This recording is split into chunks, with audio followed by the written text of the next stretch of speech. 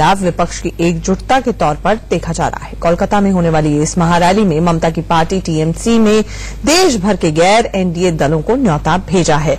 हम आपको दिखाते हैं कि कौन कौन लोग कल कोलकाता में ममता की रैली में हिस्सा लेने जा रहे हैं। आपको ग्राफिक्स के जरिए समझाते हैं। समाजवादी पार्टी से अखिलेश यादव ममता के मंच पर होंगे, मंच साझा करेंगे। बीएसपी से सतीश मिश्रा जा रहे हैं, मायावती यहां पर नहीं पहुंच रही हैं। टीडीपी से चंद्रबाबू नायडू जा रहे हैं। कर्नाटक से खुद मुख्यमंत्री एचडी कुमारस्वामी यहां पर पहुंच रहे हैं। डीएमके की तरफ से एमके स्टालिन, नेशनल कॉन्फ्रेंस की तरफ से उमर अब्दुल्ला और फारूक अब्दुल्ला दोनों ही पहुंच रहे हैं। आरजेडी की तरफ से तेजस्वी यादव होंगे। एनसीपी की तरफ से खुद शरद पवार ममता के मंच पर होंगे।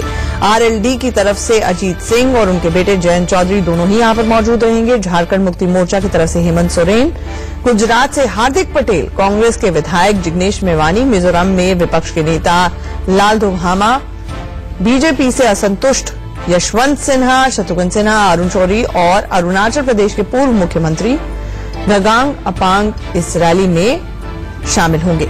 कांग्रेस की तरफ से मल्लिकार्जुन खड़गे रैली में हिस्सा लेने के लिए पहुंच रहे हैं। सोनिया गांधी और राहुल गांधी ने यहां पर मौजूद नहीं रहेंगे, इसलिए राहुल गांधी ने चिट्ठी लिखी है उन्हें। कहा यह जा रहा है कि पश्चिम बंगाल के अलावा बिहार, ओडिशा से करीब 40 लाख लोग कोलकाता पहुंचेंगे।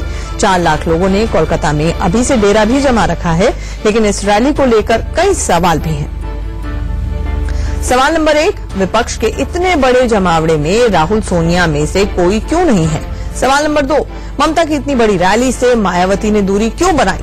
सवाल नंबर 3, फेडरल फ्रंट की वकालत कर रहे केसीआर रैली में क्यों नहीं आ रहे हैं? सवाल नंबर 4, आंध्र प्रदेश से जगनमोहन रेड्डी क्यों रैली में नहीं है?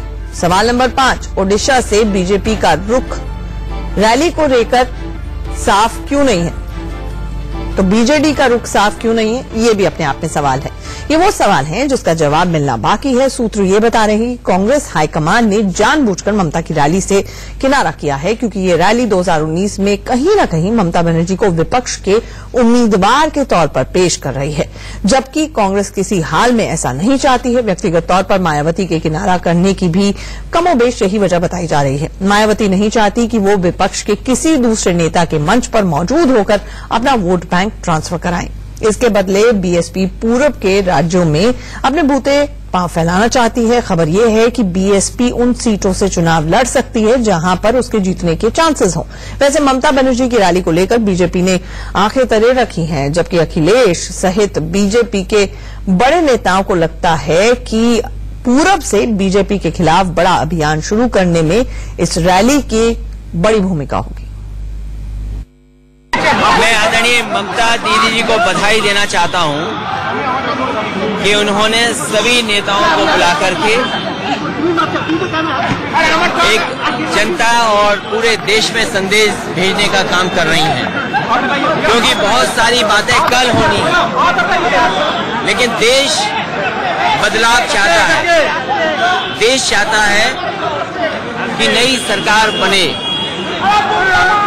आज की सरकार से, दिल्ली की आज की सरकार से किसान, गरीब, नौजवान, व्यापारी और हर वर्ग के लोग दुखी हुए, संकट में हैं। इसलिए मैं समझता हूँ आज बंगाल से और खासकर दीदी के यहाँ से जो संदेश जाएगा वो और जगह भी इसी तरह का बदलाव का संदेश होगा।